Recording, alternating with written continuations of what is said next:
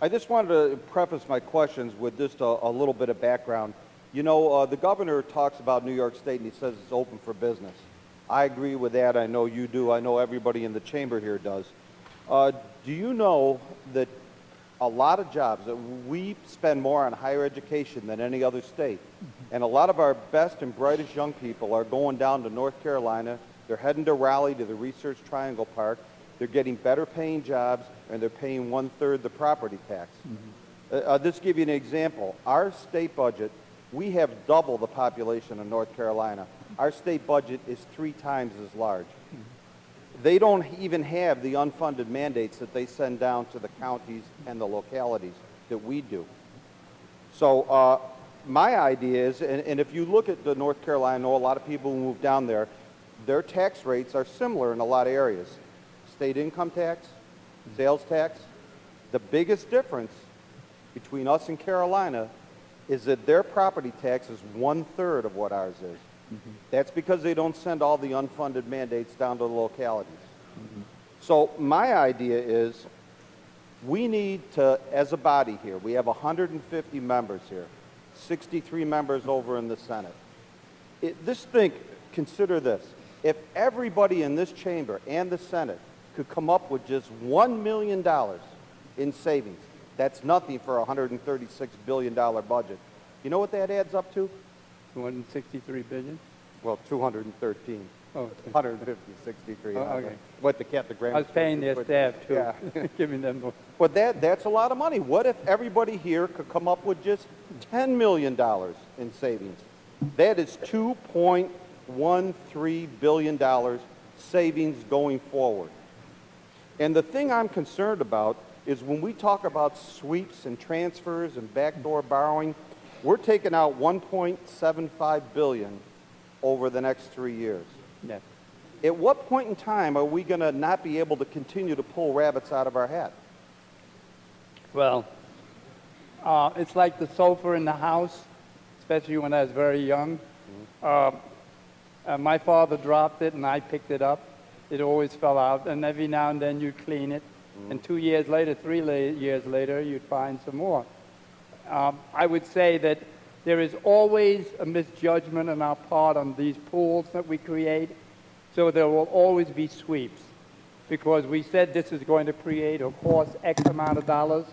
Then we find out when we look at it, they're not using as much money as they said they were going to use it, and money is just sitting there. We end up with a couple $1 billion of that type of cash actually sitting in pools.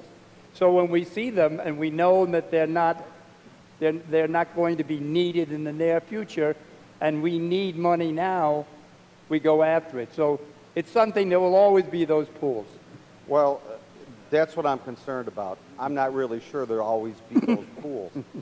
We're talking about, when someone said earlier, we got $14 billion in the state insurance fund. That money is not just there as a slush fund. That money has to be paid out in claims, correct? Yes. So, I mean, it has value, but we may have seen in the last 10 years that X amount is being used, and it will always just be this amount. So we make that correction and take that money. and that money is coming from businesses to pay into that fund, correct? Yeah. So if we're overcharging those businesses and building up these billion-dollar funds, that's a disincentive to locate your business in New York, wouldn't you agree? No, there are lots of reasons why they don't come to New York, and I wouldn't go through all of them. There's some things there. And there's the advantage of being North Carolina. They're just paving the roads now. I mean, they built all those beautiful cars down there, but they're not exactly leading. I don't like to pick on other states, but and as time goes along and they invite more and more people that we educate down there, they're going to want more and more things. Their numbers will begin to change because they'll have to put more roads in, all of the problems. These things equalize, and you see it happen.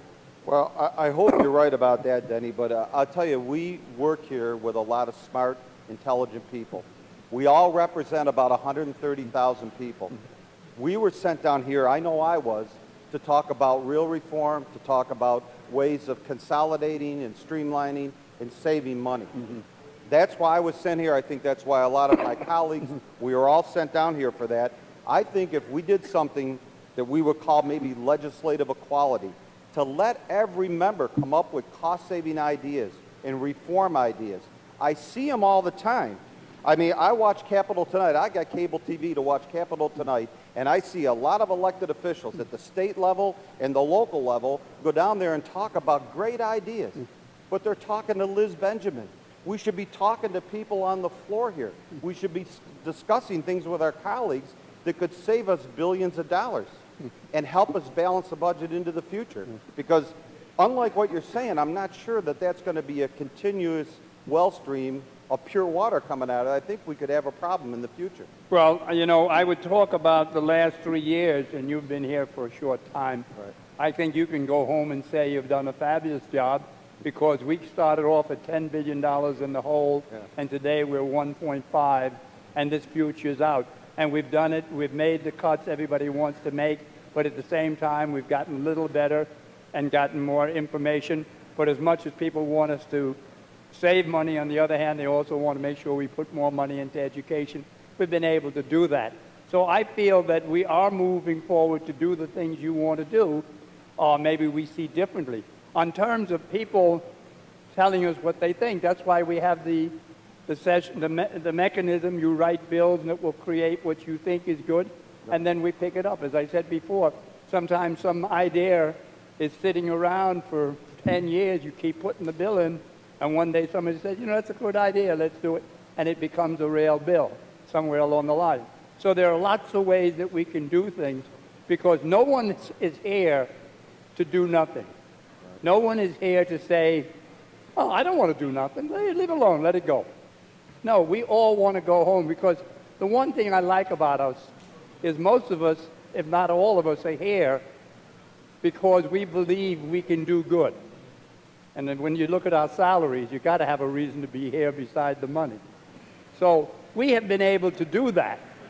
And I'm proud to be with you, because, you know, many of you could probably make far more money going somewhere else and getting a real job than opposed to doing this, and you don't get calls in the middle of the night. So we can do good, and we are trying very hard to do good.